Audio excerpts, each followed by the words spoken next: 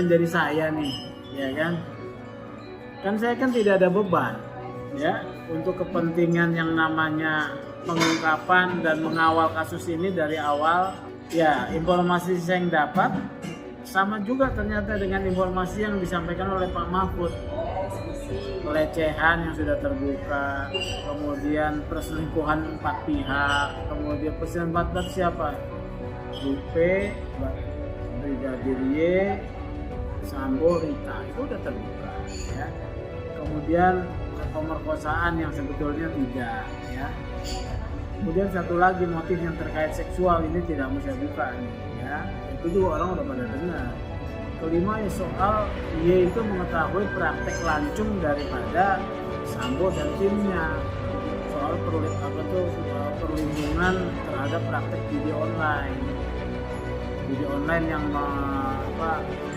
menjadi anggota dia dilindungi, yang tidak di suspend. Yang tim yang suspend juga ada, ya kan? Jadi seperti itu isunya. Tapi kan ini jadi liar.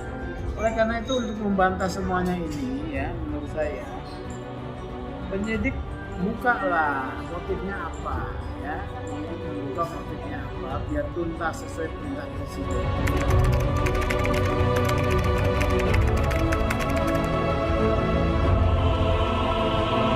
Secara hukum ada kewajiban ya? Tidak ada kewajiban, karena kewajibannya nanti di persidangan. Tapi sekarang ini kasusnya kasus special case. Kenapa disebut special case? Satu orang pangkat bintang 2 yang terlibat dalam pembunuhan menyeret 31 orang di bawahnya yang masuk jurang. Bukan sesuatu yang tidak pernah terjadi dalam sejarah, ya, kecuali pertempuran. Ya. Ini kan bukan pertempuran. Ini mau menutupi kejahatan pembunuhan, orang-orang itu dengan sadar nyemplung ke jurang.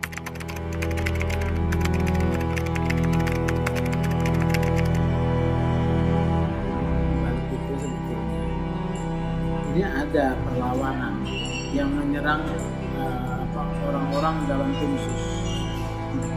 Ya, perlawanan dari kelompok ini akan menyebar isu, ya, isu-isu negatif terhadap personel tim sus.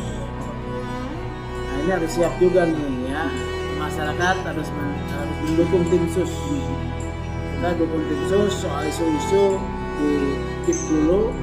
Tim sus harus kita jaga untuk bisa mengawal kasus ini sampai pengadilan berhasil.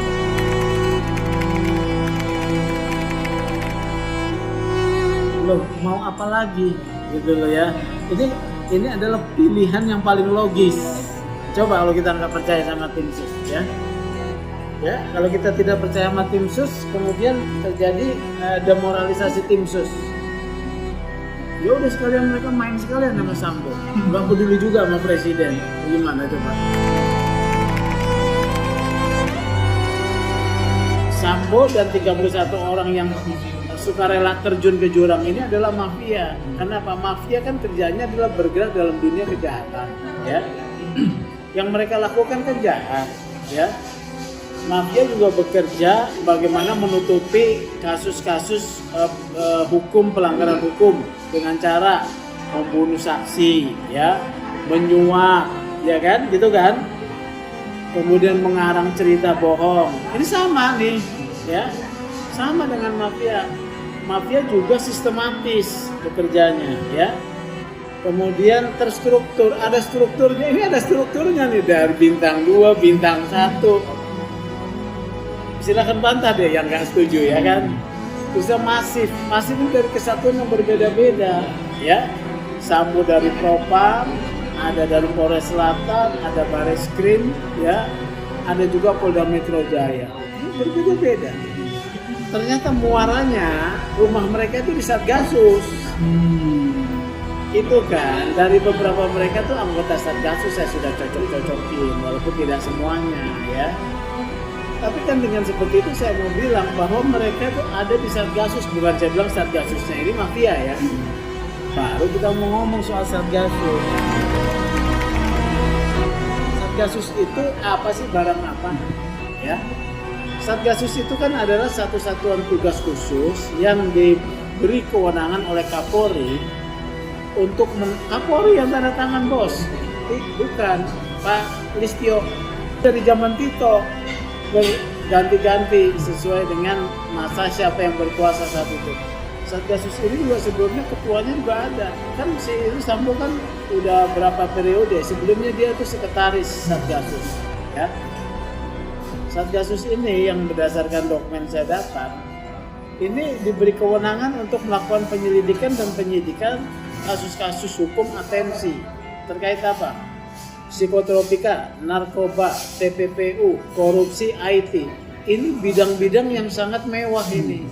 Duitnya gede ini di sini.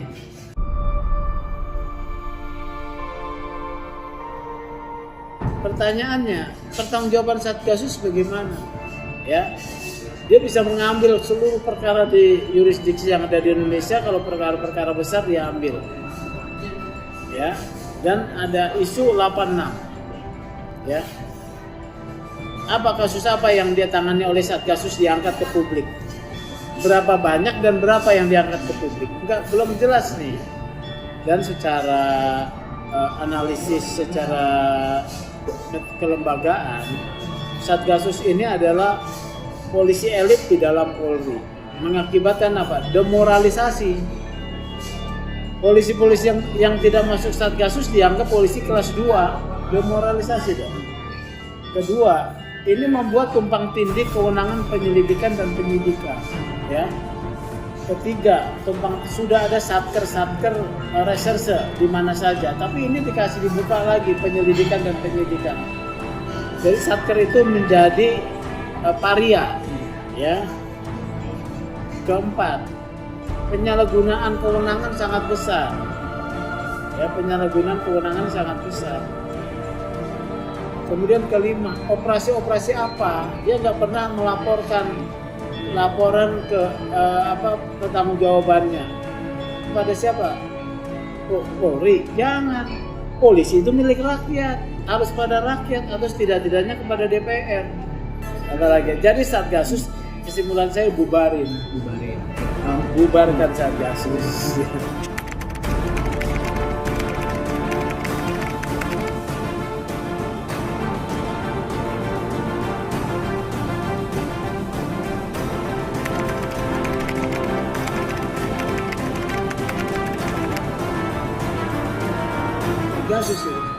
Dia waktu itu Dirtipidum kan.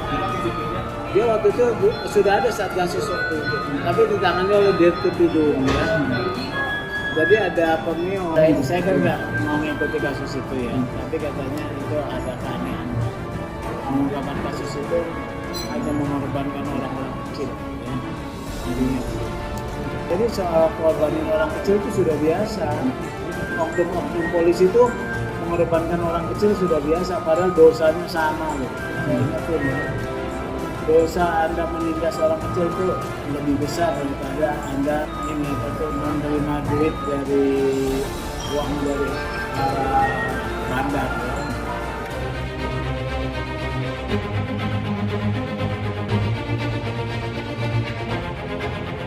Saya harus apresiasi kerja tim sus dan Irsus.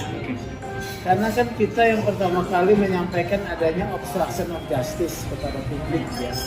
Saya malah nggak menyangka yang ditindak 31 orang. Ini apresiasi dulu ya kepada tim sus dan juga Pak Kapolri. Yang kedua, nah ini agak sedikit cermat ya, agak sedikit tajam ya. Terhadap mereka harus diterapkan kode etik dulu. Laksanakan ya, sampai kalau perlu dipecat ya. Tapi jangan lupa setelah dipecat proses pidananya ya. Proses pidananya apa? Itu pasal 221, 233 dengan ancaman 4 tahun. Ditahan bisa nggak? Bisa ditahan walaupun 4 tahun. Kenapa? Dijungtokan pasal 52 KUHP. Karena apa?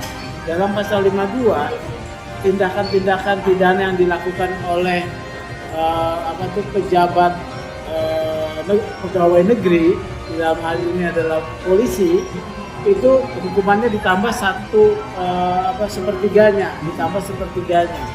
Kalau 4 tahun ditambah 1,3 kan 5,3 tahun, bisa ditahan. Ya, jadi penahanan gunakan 221, 233 junto pasal 52 ya untuk yang ini. Untuk yang 31 orang kepada Sambo bisa selain pasal 221, 233 junto 52, kemudian tindak pidana lain 340 junto 338 junto 55 dan 56 itu bisa ya.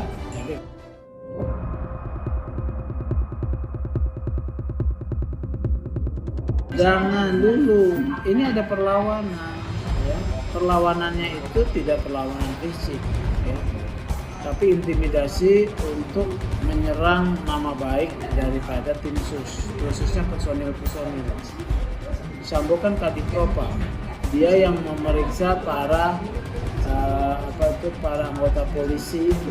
Dari situ dia tahu rahasia-rahasia orang, dia kolek rahasia orang. Nah ini mau dimainkan, nah pegang kartu ini saling menyandera ya. Bagaimana mengantisipasi ini? Menurut saya kita harus dukung tim sus dan para personil tim sus. Kita abaikan dulu itu narasi-narasi yang menyerang tim sus ya. Menurut saya supaya kita fokus penyelesaian kasus Sambo supaya tidak bias.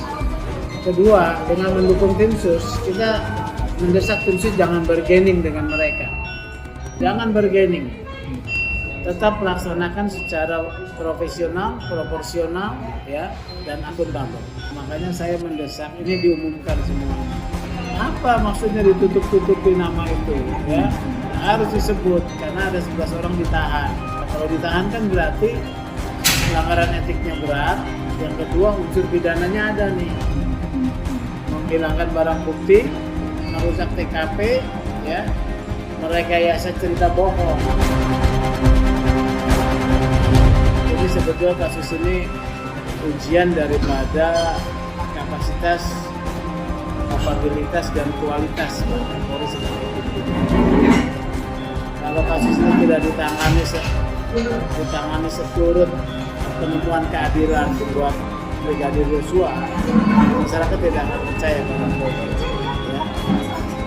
Jadi seperti itu.